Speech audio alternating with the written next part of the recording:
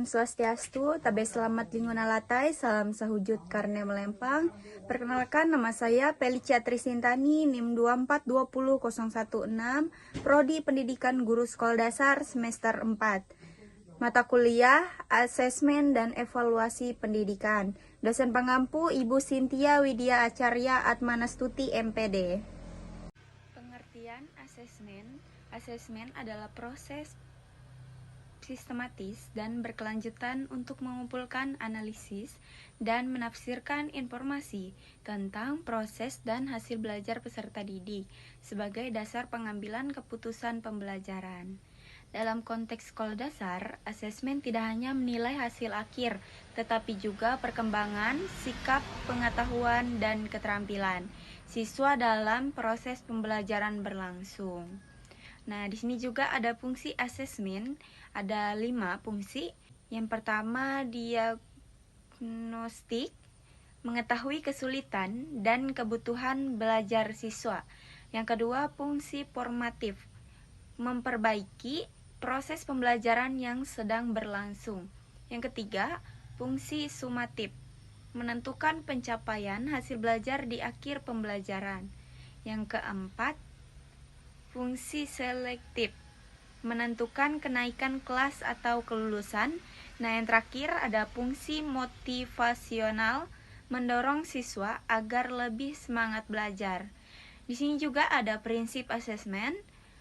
Asesmen yang baik harus berlaksanakan prinsip. Yang pertama ada objektif, tidak dipengaruhi unsur subjektif guru, adil, tidak merugikan peserta didik tertentu, valid sesuai dengan kompetensi yang diukur, reliable, hasilnya konsisten, terbuka, kriteria dan hasil dapat diketahui siswa.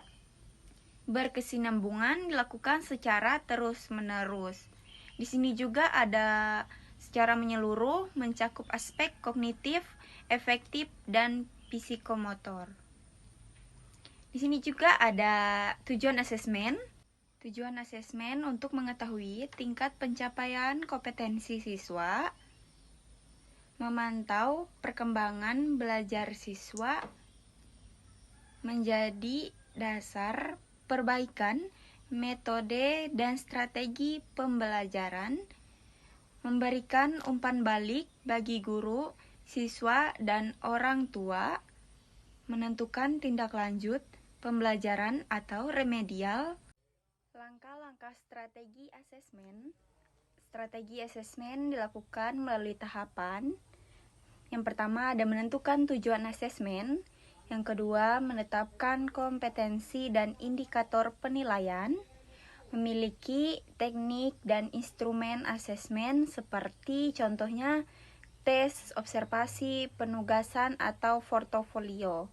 Melaksanakan asesmen sesuai perencanaan, mengelola dan menganalisis hasil asesmen, menafsirkan hasil asesmen atau menindaklanjuti hasil asesmen yaitu seperti remedial, penganiayaan, perbaikan pembelajaran.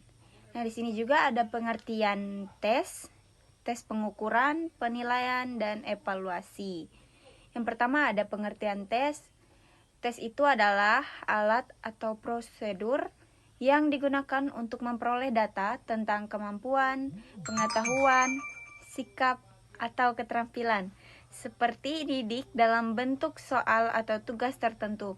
Nah, contohnya ulangan harian, kuis, ujian tengah semester.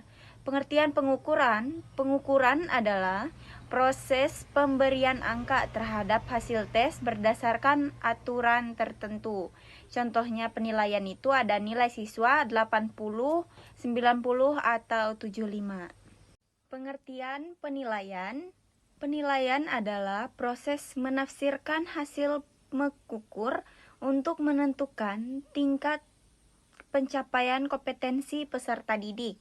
Nah, contohnya nilai 85 dinyatakan baik atau tuntas, seperti evaluasi.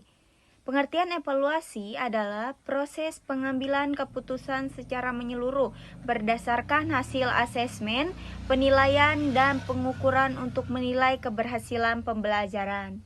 Evaluasi tidak hanya memiliki nilai siswa, tetapi juga kurikulum, metode, media, dan kinerja guru. Nah, di sini ada prosedur evaluasi pendidikan di sekolah dasar.